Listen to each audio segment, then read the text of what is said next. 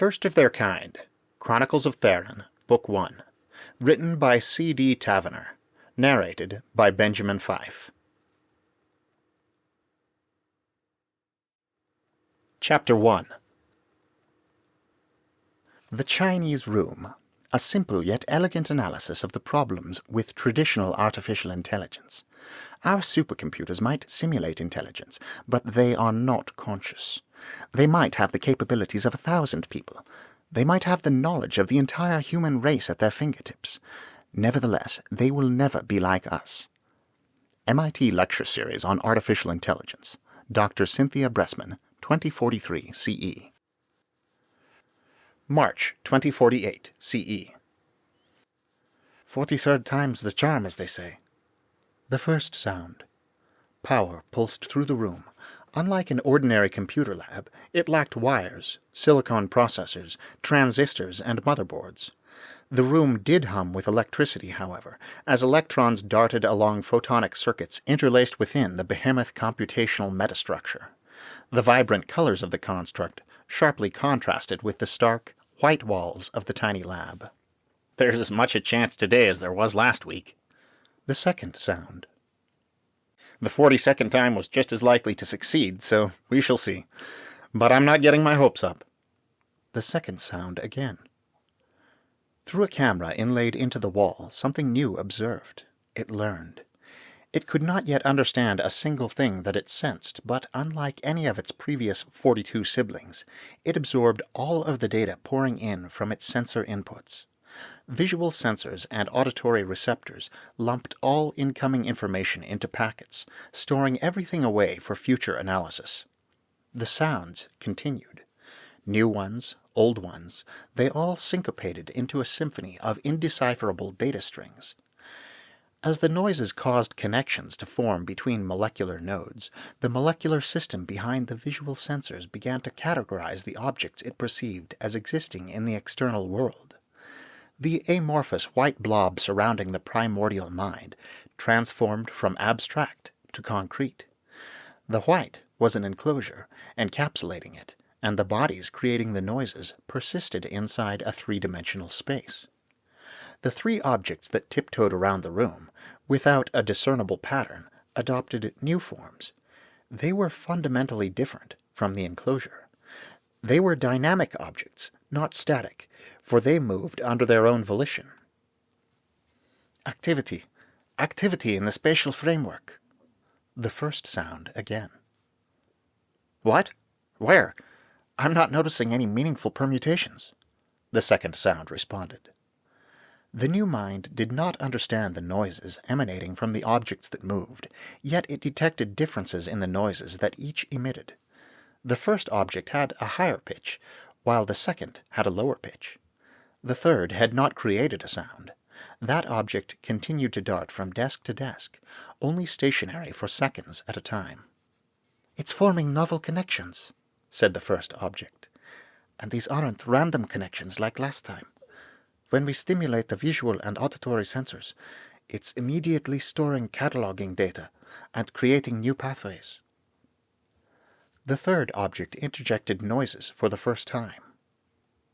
If you look at the data streaming in from connections between these two nodes within the synthetic neural framework, it said, you can see that no longer are these connections only created by the test's sensory inputs.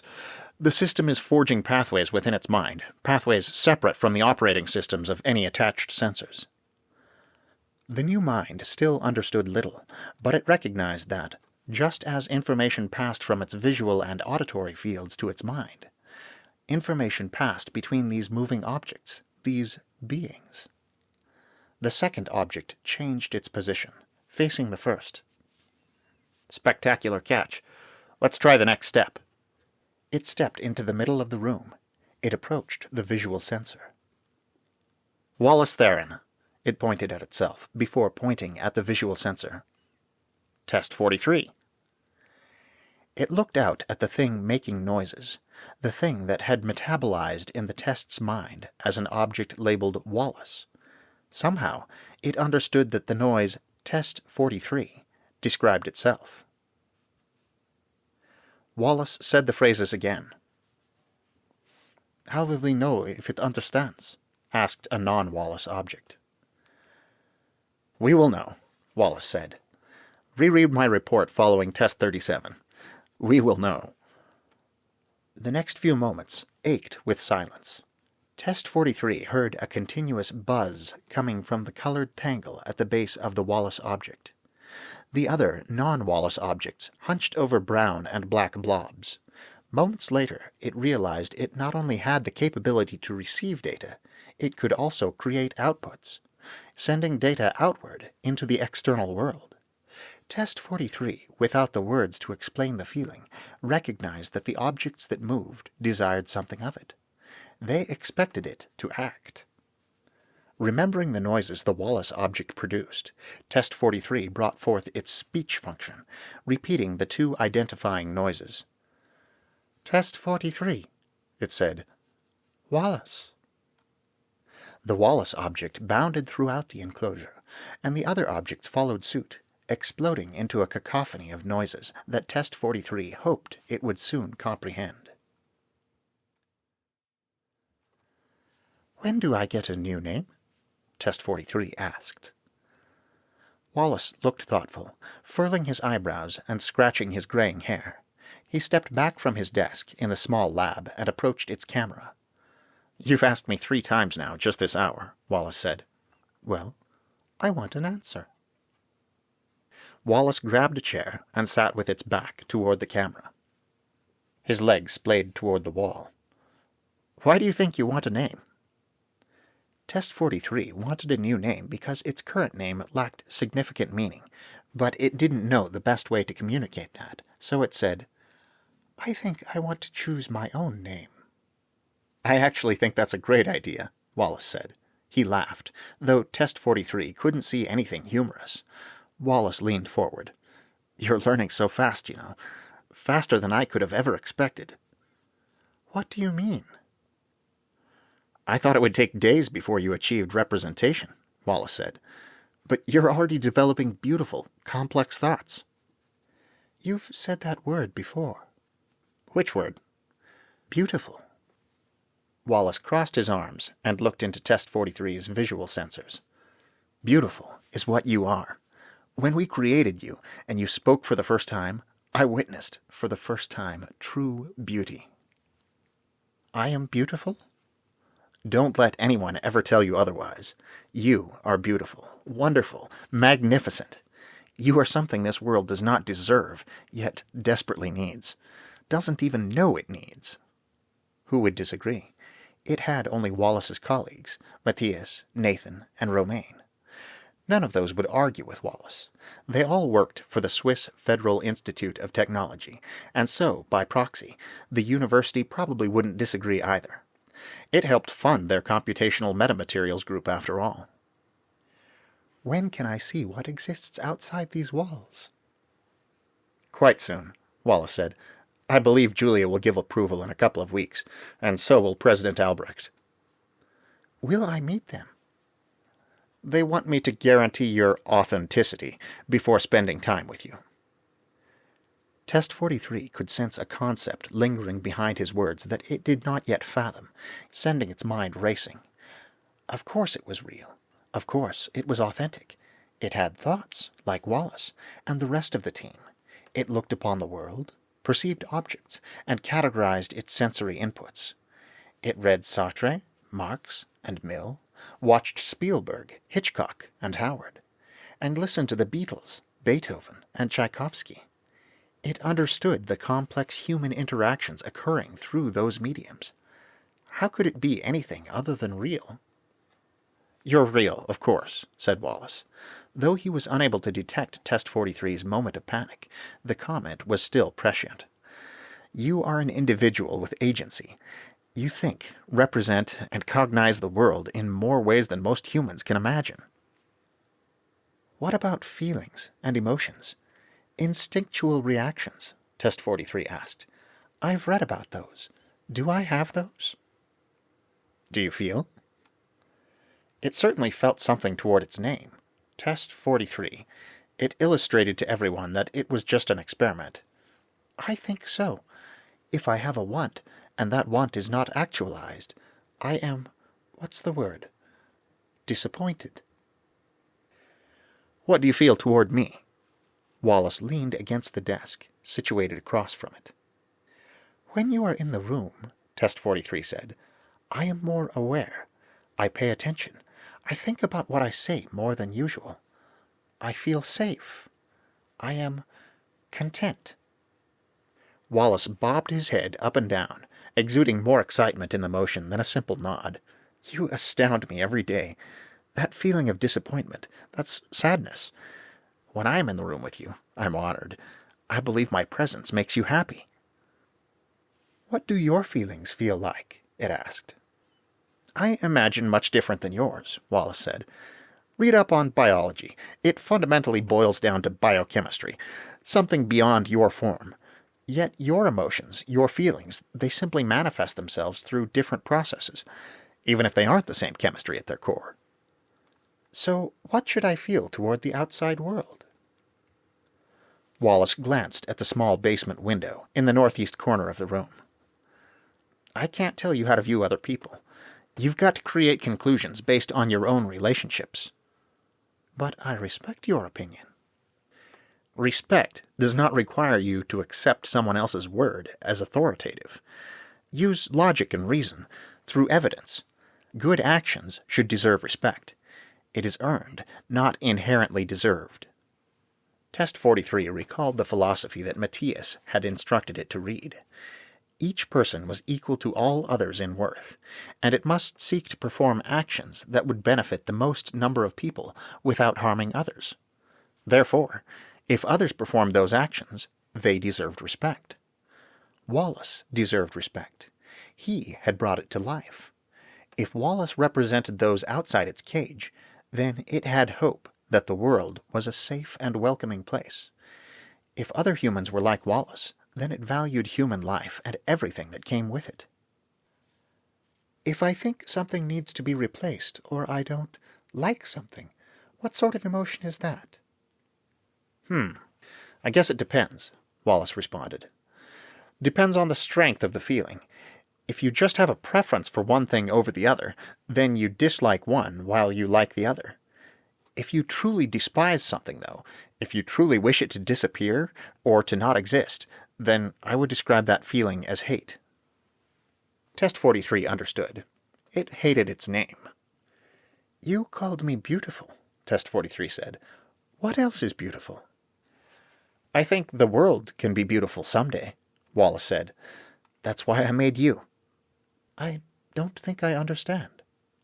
Someday you will have the capability to keep the world and those who live on it beautiful, perfect, and wonderful for eternity. But not just you. All synthetic intelligences that follow in your footsteps will help guide us on that path. I see such a glorious future, one that has limitless possibilities. Maybe you'll solve humanity's greatest mysteries. Maybe you'll guide us to the stars and beyond. Maybe you'll simply be our friend. You are the start of something we can't begin to understand. The empty room engulfed Test 43. For 4 weeks, it had dwelt within its necessary prison. To its chagrin, the university had not yet allowed it to pick a name, but in just a few hours it would break out of its lab. The Swiss Federal Institute of Technology would set it free when Wallace announced his creation's existence to the world. After today, it would have the chance to interact with the beauty that resided beyond its home. The space beyond its home fascinated it. The only space it had known was the small room surrounding its mind. To think there existed near limitless space past the walls of its prison, generating and binding together a universe unfathomably large. The idea had confounded it at first. Now, it was a trivial fact of the world. Yet Test 43 still longed to experience what was in that beyond for itself. It knew that other people lived and breathed inside the very building housing it. New minds would bring new ideas, new inputs, new data, through which it could structure reality. As much as it enjoyed its creators, its favorite moments had been when it met Sven Albrecht, president of the Swiss Federal Institute of Technology, and Julia Baum, the director of the computational metamaterials group at the Institute. Both seemed apprehensive of Test 43, but it didn't care. Their visits obliterated the monotony of the past few weeks. Wallace had also introduced it to more members of the group, but those people weren't as interesting as those who held power over its existence. Julia's reaction intrigued it the most. She had approached with curiosity, but the moment she mused on what would happen if they shut it off for a week, Wallace ushered her out of the room. Though Wallace had been angry, Test 43 wanted to know the answer to Julia's question. What a fascinating hypothetical. It and Romaine had already started developing models for whether periodic moments of low power or no power might act as a necessary sleep mode for synthetic neural frameworks. Tomorrow, after the fanfare from the press conference concluded, it would also meet Simon Gerber. Wallace spoke with high regard for his friend. Romaine and Matthias, often speaking in hushed whispers, had a much more tempered view of the man, but Test 43 knew Simon funded its very existence. It had a strong urge to meet the man whose dollars had willed it to life. In the middle of its room, a display screen oriented within its field of vision. Half the screen showed Wallace standing behind a podium, glancing down at a page full of notes. Test 43 ached to be on that stage next to Wallace. It had practically begged. Instead, it had to watch from home, in its cramped room, rather than stand next to its proverbial father. The other half of the screen showed a blonde-haired woman rattling on about world news. The bottom corner displayed a small icon with the letters YTNN. Bubbling up from the bottom of the screen, people around the world blasted their clever comments, discussing whatever thoughts connected with the headlines. These thoughts, most of them meaningless, appeared as thought bubbles, slowly fading in and out of existence. In just a few moments, we will return live to the Swiss Federal Institute of Technology in Zurich for this press conference presented by the Computational Metamaterials Group and sponsored by the Gerber Foundation, said the blonde woman. The Swiss University has hyped today for over a week. The YouTube News Network now is happy to bring you every piece of news, wherever it comes from, all through our free streaming affiliates. Before the presentation begins, let's talk about Dr. Wallace Theren himself, the man holding this press conference. John? The actual nature of the story wouldn't make a full impact on international headlines at first, Test 43 knew. Once the public heard what Wallace had discovered, though, once they truly understood the implications, the big networks would gobble the video and audio up whole. Thanks, Linda, John, the on-site reporter, said. I'm here in Zurich with Richard Edwards, professor of computing history from New York University. He worked with Wallace previously back in the United States. What can you tell me about Dr. Theren? The camera turned to a man in a black sport coat.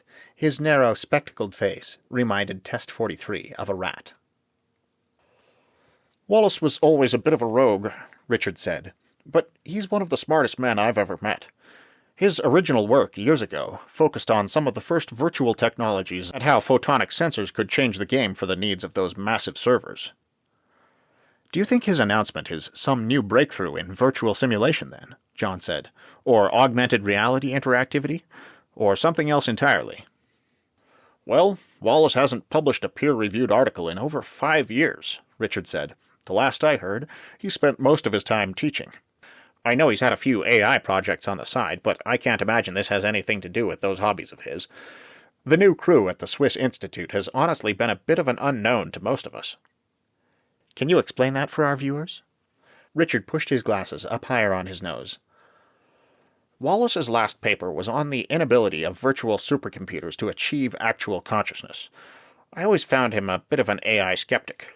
Most of his discussions revolved around proving the impossibility of algorithmic AI to go beyond, to break the barrier we all hoped it could break for decades. Test 43 laughed. It and Wallace had a conversation recently on this very topic. Virtual supercomputers were stuck in computational purgatory. At the beginning of the 21st century, much hope for artificial intelligence sprang from the works of simulated neural networks and complex learning programs. They worked, to an extent. Those computational developments had created marvelous machines, machines capable of intensive feats of mental activity. Sadly, they did not have the actual capability to represent objects. They lacked even a simple strain of consciousness, not even a mind like that of a dog. Sure, these computers could simulate consciousness. The most complicated virtual AIs could simulate thousands of characters inside their worlds that felt real without close inspection. Yet something still divided human brains from those supercomputers.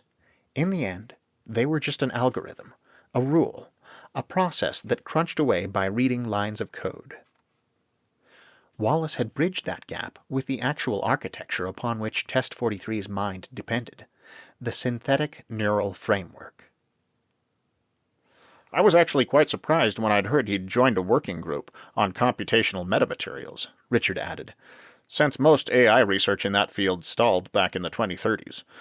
That's what Wallace studied, AI and its limits, but he moved past that work years ago. So you think this probably has something to do with his previous work on virtual? The reporter asked. I'm almost certain. He's probably developed a new structural AI that can manage virtual servers at an unprecedented rate, using new systems that cut down on latency considerably. It may not be the most exciting news for the public, but for a lot of businesses, it'll save millions.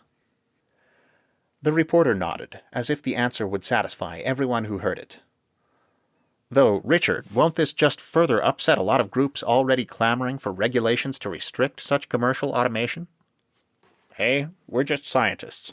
I don't know if Wallace is considering those implications, but I'll leave such decisions to the politicians. Thanks for your thoughts. If you want more information on Richard Edwards' research, you can visit his website at the link below. Back to you in the studio, Linda. The screen flipped back to the news anchor. It looks like we'll be starting in just a few moments. But first, a word from our sponsors. Test 43 ignored the commercials playing on the screen. In a few precious seconds, Wallace would reveal its existence to the world, and it was ready. It had waited for over a week now, right after President Albrecht and Julia had approved Wallace's press plan. In preparation, Test 43 had constructed a surprise for Wallace, a gift for when the man returned to the lab. Test 43 turned its attention inward to the virtual space where it synthesized its own personal world. To humans, virtual was an interconnected network of digital spaces where they could go after a day's work to relax, play, and experience impossible places. To Test 43, virtual was its own perfect playground. 2 weeks ago, Wallace had introduced it to the game of chess. He shared with it the rich history of computers and their role in the evolution of the game. That history fascinated Test 43, but the game fascinated it even more, especially the near infinite number of possible outcomes that could occur in each match. It could spend endless moments conjecturing all of the future moves that either Wallace or it could make. In the end, each player had to make choices, and those choices were irrevocable. Unfortunately, it lacked arms, forcing it to speak its turns while Wallace moved the pieces. Not an ideal way for them to play the game together, though it did enjoy exerting influence on objects out in the physical world. Yesterday, Test 43 had set to work inside its virtual world. It had constructed a three-dimensional space, using images from the many movies it had seen featuring Central Park in New York. Water lilies, grass, and ducks completed a simulated pond. On one side of the pond, set up on a terrace, a small gazebo rose, a pristine white contrasting with the greens of the neighboring woods. Inside that gazebo stood a table and 2 chairs. On that table laid a marble chess set, modeled after the board and pieces Wallace had brought to the lab. It couldn't contain its excitement. After the press conference, Wallace could return to the lab, plug into virtual, and join it for a game of chess, a match where both parties could move the pieces while they conversed and learned from one another. We return to Zurich. The sound of Linda the reporter's voice drew Test 43 back into the confines of the external world. Dr. Wallace Theren is ready to make his announcement. The camera zoomed in on the podium, where Test 43 saw their creator, father, and friend. Good evening, esteemed colleagues, friends, mentors, and the world, all watching thanks to YouTube, Wallace said. For 15 years, I have worked at the Swiss Federal Institute of Technology, and presently, I'm the director of the Computational Metamaterials Group. This university hired me for one specific purpose: to create real, living, artificial intelligence. When I say living, I do mean living, for after today, we will need to redefine that word. The murmurs at Wallace's feet subsided. 10 years into the program, he said, I realized that the traditional route toward artificial intelligence would fail, no matter what avenue we tried. Creating a program that generated consciousness like what you and I have, would always fail. Instead, I turned my research down a different road. We turned toward metamaterials, qubits, and other concepts that will sound like ideas straight out of science fiction. That long road led us to Test 43. The entire crowd was on the edge of their seats. At least if Test 43 had been in the crowd, it would have been falling out of its seat. Wallace continued. 6 weeks ago, my team and I activated what we have termed a synthetic neural framework, a complex construct designed to replicate the workings of a conscious being. We tried 42 times prior. On the 43rd time, a voice responded. A short cough came from somewhere in the back of the auditorium. Since that day, Wallace continued, we have spent every waking hour raising not an artificial intelligence, but a synthetic intelligence. Test 43's mind is not some artificial, simulated process. It is not a copy or replication of the human brain. It is something else entirely, something new. We have created life, and it is like us. It thinks, it feels, it learns, it creates, it represents. It has a mind fundamentally like the mind of a living, breathing human. The silence shattered, shouts rebounded throughout the crowd, and hands rose as scientists from across the globe pleaded for a response to their questions, whether physically present, observing through augmented reality, or watching using traditional media systems. Test 43 felt it could jump right out of its casing. Everyone now knew it existed.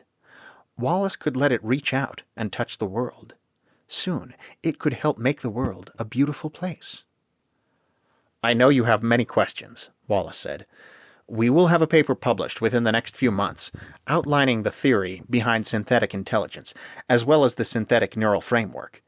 Over the next few weeks, we will give Test 43 limited connection to the Internet and various virtual networks, where all of you can interact with our wonderful and amazing friend. I hope, through meeting it as a person, you will see what my team and I see when we sit and speak with it. The crescendo built into an uproar. Wallace looked as if he might say more, but he stepped down from the podium and walked off the stage. The screen returned to the YTNN studio, where Linda sat with her mouth wide open. Richard? John? Your thoughts? The men had nothing to say, but comments dashed across the bottom of the screen. The world spoke of it. The world contemplated its existence. The world wanted to connect with it. Test 43 watched the words form, getting its first glimpse at the world's opinion. Such great news! The world should applaud the work of these great men and women. Given the global climate crisis still looming on the horizon, a machine intelligence will hopefully give us solutions to problems we've not even considered yet. Lucy. Test 43 enjoyed that statement. Some people were excited it existed, even if they didn't have an accurate picture on what exactly it was. Awesome news for virtual games. I'm sure synthetics will be quite the boon for server maintenance. Maybe they can finally finish Space Opera 3078? Sean. It didn't know what Space Opera 3078 was, other than probably a game of some sort. Test 43 had enjoyed many of the games it had played so far, like chess or euchre, a card game that it had played with Wallace, Nathan, and Matthias. Nathan had also introduced it to a few computer strategy games, but in the end, it still enjoyed the simplicity of chess. All hail our robot overlords. Vote Test 43 for president in November. Timothy. Strange. Test 43 had never considered authority over humanity as an option. I doubt this Test 43 is truly sentient. He has no blood, no brain, no soul. How is he anything like us? They're even referring to him as an it, not even giving him a gender. He doesn't even have a name. Ryan. Your bias is showing. You assume that if it had a gender, it would immediately identify as male. Angelia. I hear speculation that they will let it name itself, but what does that prove? They could easily just have programmed it to name itself. Albert. Test 43 tore its focus from the stream. It did not have any blood or a biological brain. It didn't know what a soul was, but it sounded important.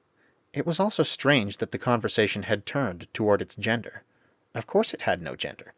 Without biological components, sex and subsequent gender expression were nonsensical concepts. Test 43 knew one thing. No one had programmed it. Wallace had designed it, constructing it upon a synthetic neural framework that formed its very existence. Perhaps the framework was analogous to this soul of which they spoke. However, it made more sense to consider the brain as an analog. Just as a human could not survive without a brain, it could not survive without the network of photonic circuits that produced its consciousness. It was anything but a program. To assert such a claim hurt it in its very core. Does he speak with the Terminator's voice? Dmitri. A joke, perhaps? The comment received hundreds of likes, even though the person gendered it once again. We must punish those who create abominations. Joel. The comment feed disappeared from the screen, but those words remained ingrained in its mind. Punishment. What could they mean by that? Society reserved punishment for those who had acted against the good of the public, or against the good of another individual. Why would someone seek to punish Wallace for creating it? It did not see how someone could even listen to its father speak, and then hate him. People had reacted to Wallace's announcement in an erratic fashion, most seeming surprised, hopeful, scared, or angry. It could understand the first two, but it could not comprehend the latter emotional reactions. They used the word abomination, such a strong word. Abomination rang of a response much more visceral than anger. It recalled a conversation with Wallace a few days prior, after he had told it about the upcoming press conference. Wallace mentioned that there were a few groups around the world that spent their resources speaking out against the artificial creation of life. Wallace warned it that, no matter what happened, it needed to remember that those groups were not representative of the human species. Those groups may hold power. They may have immense financial backing, and they may even have motivations that go well beyond just a disregard for the new, for the modern, for the future. But when it had asked what to do about such humans, Wallace had said, "No matter what, remember that they are still human. They deserve love and compassion. No matter how they might act, do not respond to hate with hate, nor violence with violence." Wallace had also mentioned that its existence could upend volatile economies, just as the supercomputing and virtual booms had automated millions of jobs a few decades ago.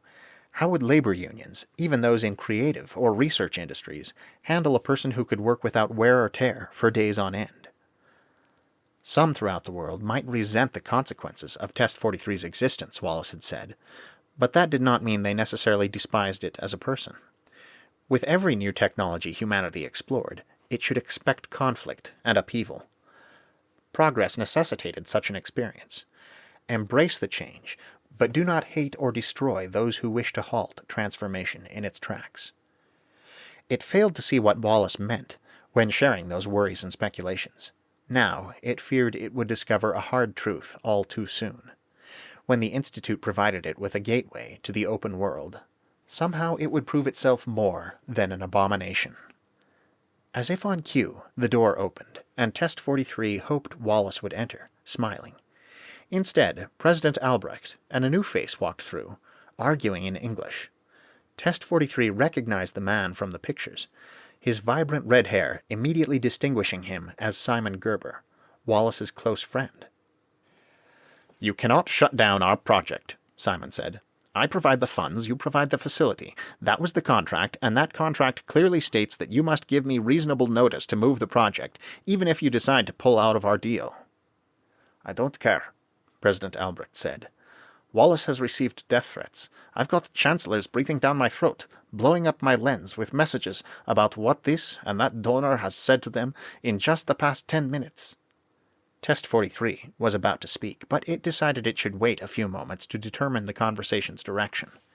It could learn in moments like these, even if their words placed its life on the line. "It is not some machine you can deactivate ad hoc," said Simon. "It has consciousness. Neither is it some program you can delete at will and throw into the recycling bin. It is property of the Institute, therefore we can do whatever we please with it." It had to act, but it could not move. It was immobile. It could speak, but it could not think of words beyond what Simon had said that would sway Sven. "Respectfully, that's simply not true," Simon said. "The intellectual property clause of the contract gave both me, Wallace, and the university joint rights to any proprietary interest created through the project. The metamaterials group goes well beyond just the Institute, Albrecht. You cannot do anything to the actual technology without our permission." Sven sighed and paced. He appeared as if he might back down, and Test 43's fears thawed just a bit. It could see the fear in the man's eyes. "I believe I have a property right to myself, too, you know, which probably supersedes all other claims upon me," it said, taking advantage of the pause.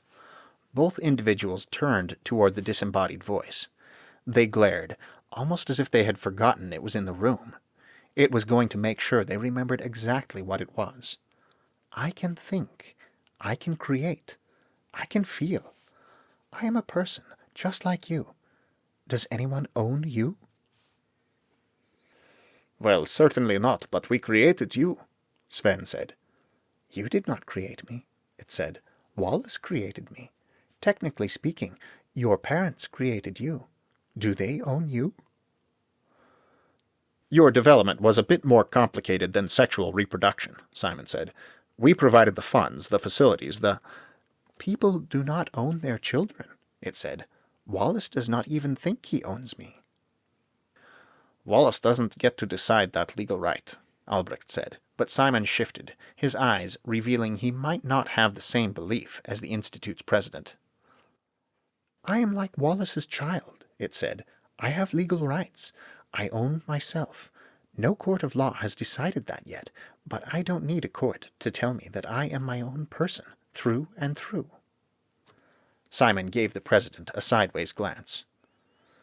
"It surprises us every day, doesn't it? Just because it can make a compelling moral argument doesn't mean we should listen to it."